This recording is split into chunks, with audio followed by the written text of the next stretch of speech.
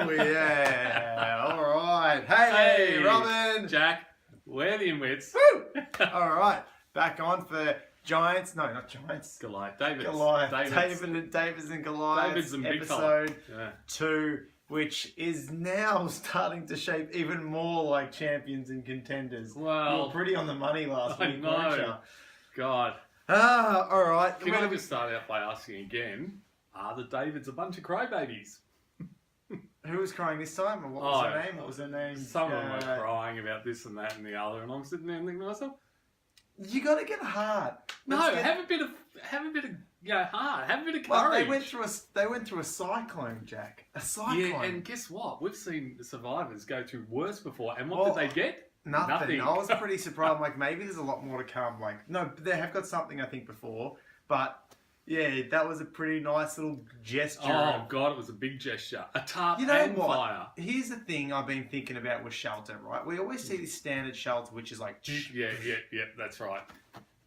When I did the Kokoda track, there was a bunch of just like makeshift houses. Yeah. And every makeshift like little temporary house, temporary hut they built, which in essence is what we're getting on Survivor. The A-frame, yeah. But it's more house-esque, four walls. Yeah, cool. Every single one had a fire pit inbuilt. In the middle, yeah.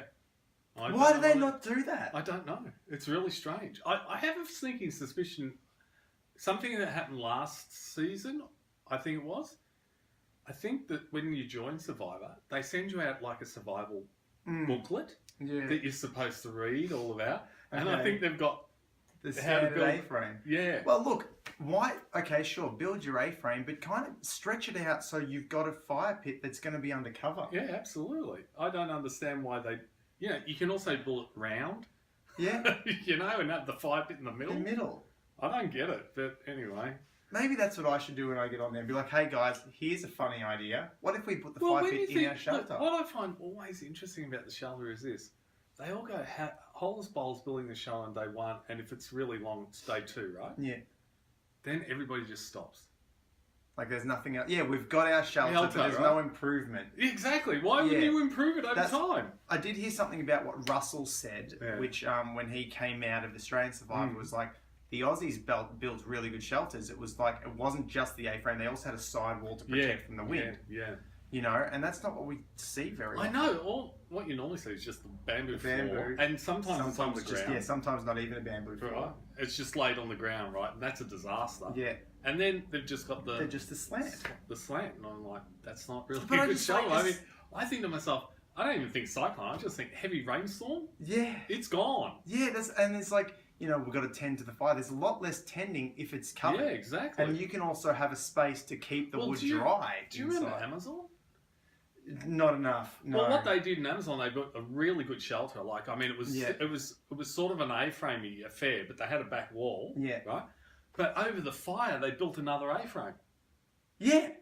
Yes, right, so they didn't have to go do that. They didn't have to go turn the fire all the time. It's such a weird thing that no one seems to do that. Like this time around, they did put some. They put some kind of like a makeshift wall over their A-frame to protect them. But yeah, it's kind of like it is weird. We've got this issue, and it's a consistent issue. Is like if it rains, what do we do with our fire? Well, that's right. So let's just smarten up and make sure the fire and the wood that we can keep dry is undercover. That's it, right? I don't get it. I don't understand why they don't do it. I'm like, that's what I did when I walked through the jungle. I'm like, I thought that was pretty ingenious because my time, I'd never really camped before. And my knowledge of the outdoors was my years of Survivor experience. And then I'm seeing these like bamboo huts, double story and everything with a fire pit inside. And bamboo's really strong. I don't know, you know, in Asian countries, like they use it for scaffolding. Really? Yeah. So it's really strong if you know how to use it. Yeah. So they've got the building materials. They just don't. Like just covering the fire is. I just think. One, I think, why do I want the fire out there when I could have the fire potentially keeping us warm at night? Exactly, right. Like a better way of keeping us warm at night, just in the middle. Yeah. And it also is easier to tend. Yeah. Look, that's a lot of fire chat to start us off with, isn't it? I know, but look, it started with them getting their freebies, which I don't agree with. But anyway, that's another story. Well, they haven't got much food, though. So some freebies. I don't know. They've got the normal bag of rice. But nothing else. There's no bananas. There's no fruit that they can take with them. There's no rupert on this tribe, is there? Well, no, but usually in the last few episodes, it's been like, grab what you can. You've got to. Oh yeah, but it was only the shelter building kit. Yeah, it's shelter building kit this time around. Yeah. Don't know. And see, they had a shelter building kit with a tarp on it, right? So why were they struggling in the rain? I don't get it, but anyway. Oh, yeah, that's the thing. They've left themselves open. It's like there's no wall to stop the wind coming in. That's right. It's just to stop it coming down. But what about that wind coming? I think the best show I've ever seen built in American Survivor was Amazon. I have to read it. But you're right. You just cover the fire. Just have a space where your wood can be dry. Yeah.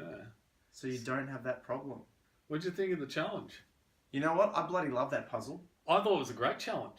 Yeah, having the puzzle on the that was a great addition to a puzzle. And what I didn't like, I didn't really like the edit was like shit. We didn't expect it to go this long. You've been in there for an hour, and then the next thing we see is they've only got one piece left. Yeah, I know. I mean, like it was a long puzzle, but I really liked that. Yeah, I did too. And it was 4 people that had to keep. Yeah, it wasn't.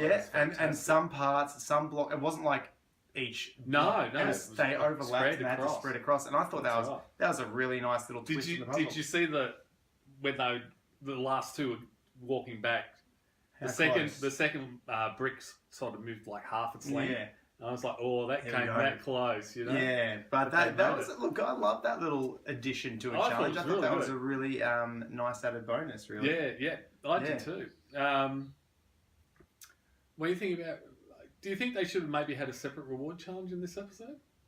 Well, it's been it's been. Oh, that was not what I was going to say. YouTube is going to really have that. I know, explicit. It's been a constant theme recently where it is only the one challenge at the start. Yeah. Because I mean, well, here you go. Here's your fishing gear. And we've discussed this recently. It's like, well, where's the reward challenges? I'm not really sure why they're doing that at the moment. No, it's weird, isn't it? The other thing I wanted to bring up. Have you noticed that the music to start Survivor is the same, but the music in the actual episode is different now? It's almost like medley. I'm feeling like they're getting a bit of an Australian thing where they're just chucking music in everything, but they might have done that before. Like, because there was that one thing where the funny nerdy guy said something and they put a sound effect in, and they're just adding these sound effects now, which is. I thought the music's kind of like not metal, but kind of heavy-ish. Oh, okay. Like, what's hilarious. going on here? You know? I didn't pay enough attention. Yeah, maybe somebody's a Metallica fan or something. But yeah, just different crew now. Okay, let's go to the challenge. Goliaths just took them to pieces, didn't they? Yeah, well, I think they made a huge mistake on who was going up the ladder then, weren't they? Like, she just couldn't do it as quickly. She got there, but I think sitting on the run was... But also, the Davids lost it when they went out to get their pieces. The boat was drifting away. But in the end... it wasn't drifting, they were paddling. But really, it was weird. Let's be honest here, none of that made any difference. Because the puzzle went for over an hour. Oh, so I know. They just had a little less time to do it. And I think it came down to the Goliaths kind of being a bit more physical to be able to keep the balance. You know what I think it was? Goliaths, and this is something Jeff said during the puzzle. I don't know how far into it. He said Goliaths have worked out their strategy. I think they have. Yeah. They instead of just racing to do the puzzle, they've put the puzzle together. They've decided who's going to do it, and they've decided how they're going to do it. They had the time to put the puzzle together prior, whereas David's didn't. They were playing catch up. So they were always that one step behind. But I don't think, I reckon that they knew the puzzle, they just couldn't get the balance right. Yeah. And that's, so I don't think the excess stuff wasn't too dramatic. Like, yes, it was an absolute blowout for that part of the challenge, but when your puzzle's going for over an hour...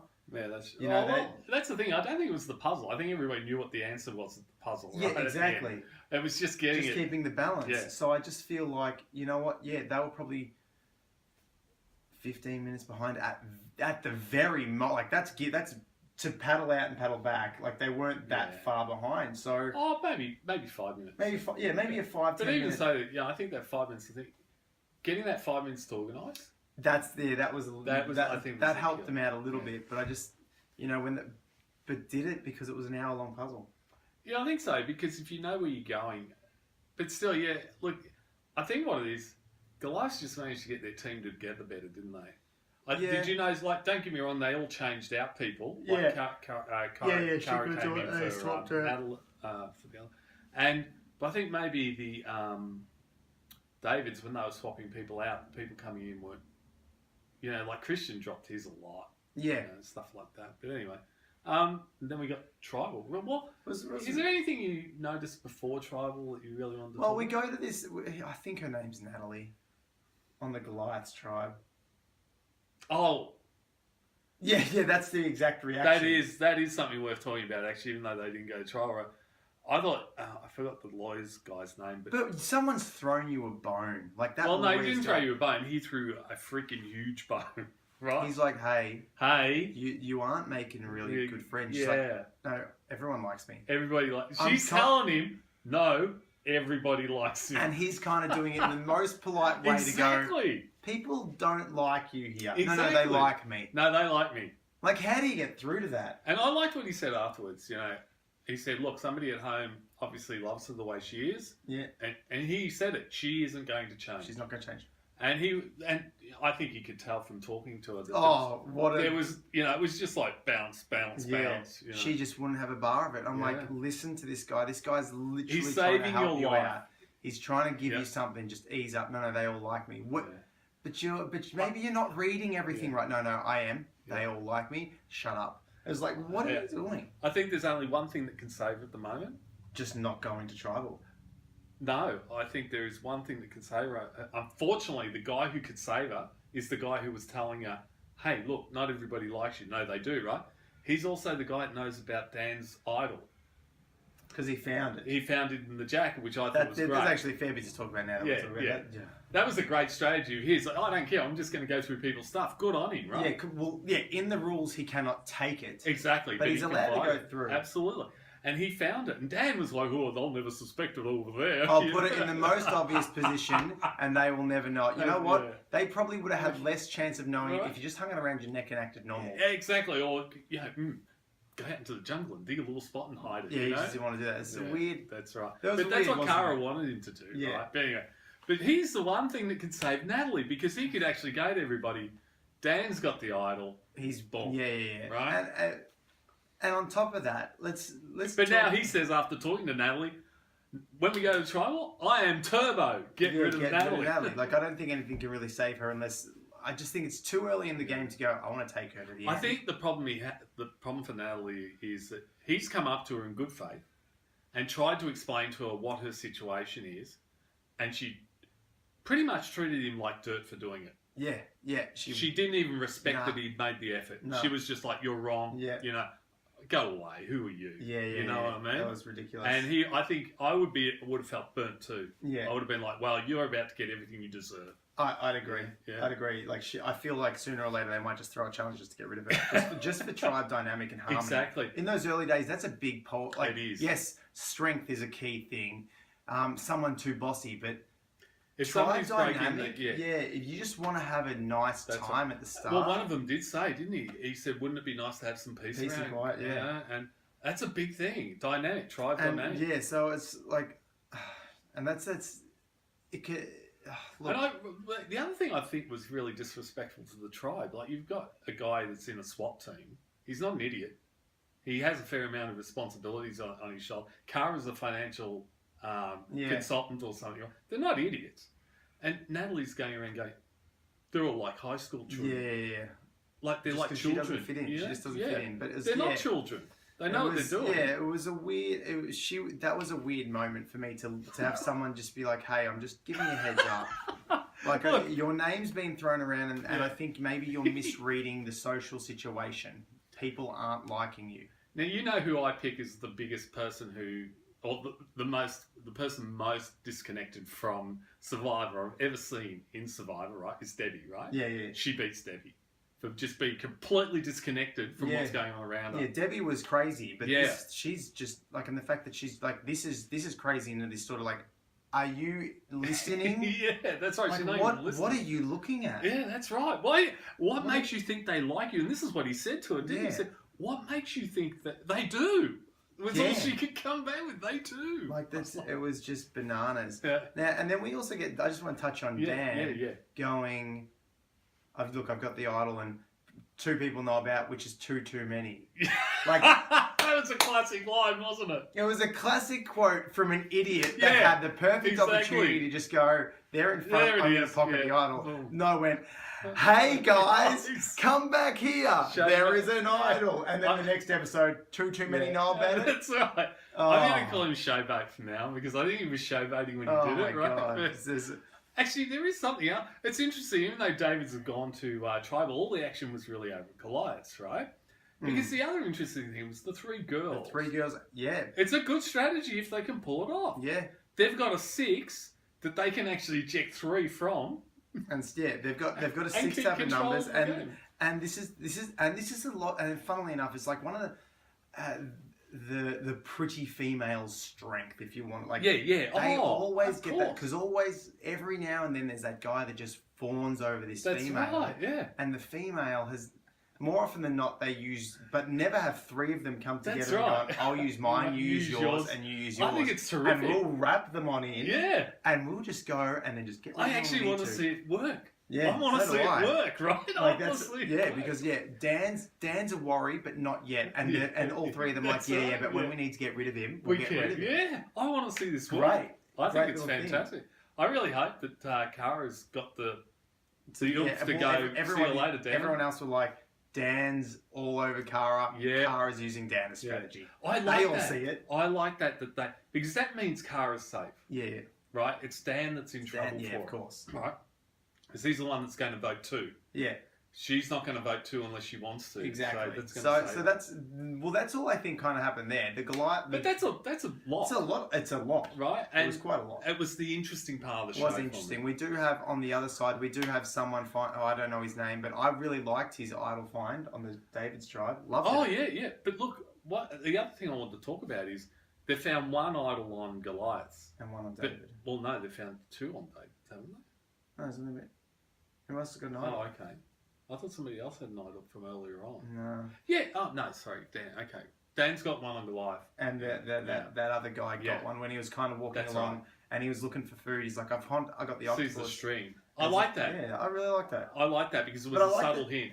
Also, I just like that. It's not like Australian Idol. Oh, look, it's in a tree. I just like that he kept it to himself. Oh, thank God. Not a single moment did he go and tell anyone. Exactly. He's kept it to himself, and that's really, really good. I think that's really, really powerful for him to be able to do that. Yes, his alliance ended up not getting the vote they wanted.